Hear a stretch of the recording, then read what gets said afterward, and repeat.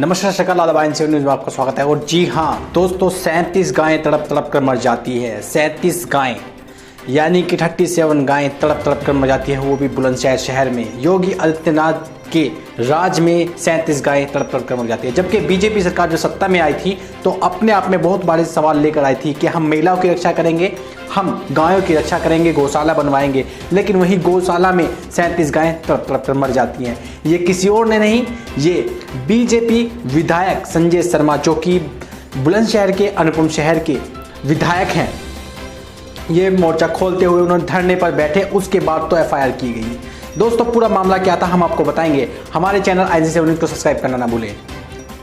दोस्तों बात ये थी कि बुलंदशहर के एक गौशाला में जहां पर 37 गायें तड़प तड़प कर मर जाती है, वहीं पर बीजेपी विधायक संजय शर्मा, जो कि अनुपम शहर के विधायक हैं, वो बागी हो चुके हैं। उन्होंने ही अपनी सरकार पर सवाल खड़े कर दिए हैं। दोस्तों जब कोई सरकार में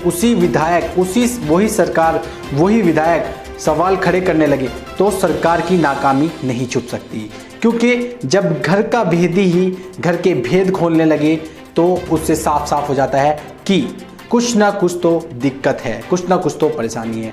वहीं संजय शर्मा, जो कि अनुपम शहर के विधायक हैं, उन्होंने पोल खोल दी और धरने पर बैठ गए कि सरकार 37 गायें की मौत पर चुप क्यों है। जब हमारी सरकार यानी कि बीजेपी सरकार सत्ता में आई थी तो महिला की सुरक्षा और गायों की सुरक्षा के नाम पर वोट मांगे थे, लेकिन अब सरकार इन पर चुप क्यों है। दोस्तों ये बात मैं नहीं कह रहा, ये बीजेपी विधायक अनुपम शहर के विधायक संजय शर्मा ने कही है, जो कि न्यूज़ भी बहुत वायरल हो रही है। दोस्तों जब सरकार का विधायक ही सरकार पर सवाल उठाने लगे तो अपने आप में एक बहुत बड़ा सवाल पैदा हो जाता है कि क्या सरकार गाय की रक्षा नहीं कर रही है, सरकार चुप क्यों है। सरकार अपनी बातें, अपनी इरादे छुपाने में लगी हुई है। दोस्तों बीजेपी विधायक संजय शर्मा ने धरने पर बैठने के बाद तो DM ने FIR दर्ज की है। दोस्तों भाजपा में होते हुए भाजपा के विधायक गायों की मौत पर धरने पर बैठते हैं और तब उनकी FIR दर्ज कर दी जाती है और सरकार चुप है। जबकि सरकार ने जब सरकार बनाई थी, वोट मांगे थे तो गाय के और महिला की सुरक्षा के नाम पर वोट मांगे थे।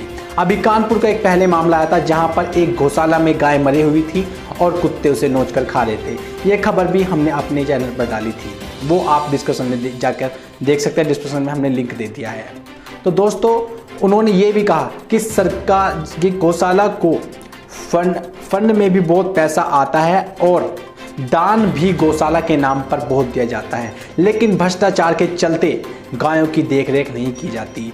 जब सरकार सत्ता में आई थी तो उन्होंने नई नई तरह के दावे किए थे, नई नई तरह की बात की थी, लेकिन अब नेता वहां पर आकर झांकते भी नहीं है, वहां पर आकर देखते भी नहीं है कि गौशालाओं का क्या हाल है।